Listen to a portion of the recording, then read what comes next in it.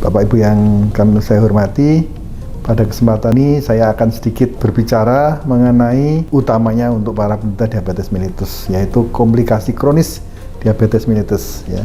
Diabetes mellitus disebabkan oleh karena kekurangan sekresi insulin atau resistensi insulin, di mana kerja insulin tidak bagus, atau keduanya, yang akan mengakibatkan gula di dalam darah tinggi dalam jangka yang panjang dan jangka yang lama, akan menyebabkan kerusakan berbagai macam organ. Misalnya adalah pembuluh darah dan saraf. Jadi komplikasi diabetes mellitus ada dua, akut dan kronis. Akut waktunya pendek, kalau tidak segera ditangani bisa mengancam jiwa, dan kronis waktunya panjang, akibatnya adalah akan mengganggu hidup penderita, karena pertama akan menurunkan kualitas hidup, kedua dapat menyebabkan kematian di kelak kemudian hari, kemudian dapat menurunkan angka harapan hidup, kurang lebih bisa sampai 5-10 tahun berkurang. Ya, ini kronis. Yang kita tekankan pada siang ini adalah yang menyerang pembuluh darah. Pembuluh darah ada dua, pembuluh darah besar atau makrovaskuler, dan pembuluh darah kecil atau mikrovaskuler.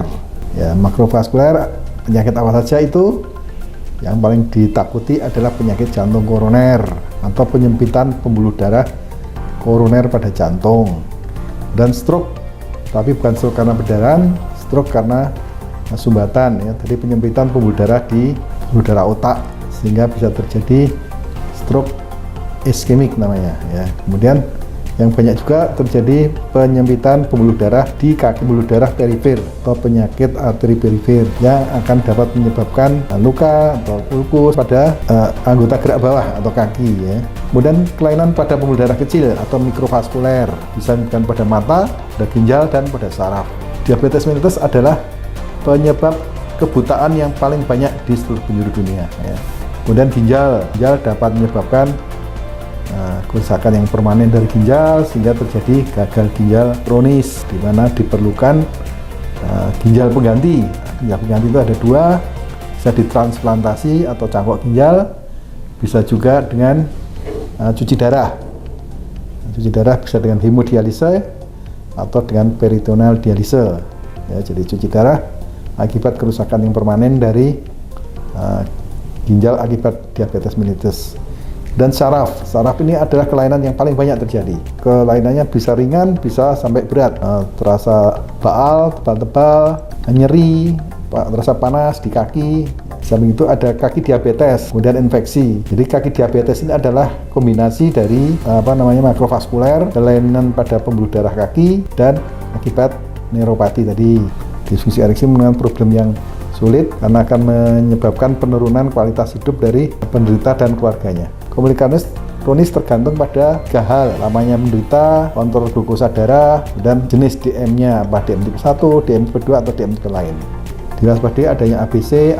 A itu artinya kekontrolan glukosa darah, yaitu A1C, kemudian B adalah tekanan darah, dan C adalah kadar kolesterol. Jadi 3 hal ini harus diwaspadai untuk mencegah komplikasi kronis yang bisa fatal pada penderita diabetes mellitus. Penyakit arteri perifer dan neuropati dapat menyebabkan kaki diabetik, menyebabkan kaki tidak terasa, tahu-tahu berdarah, melihat luka, tidak sembuh-sembuh, dan sebagainya.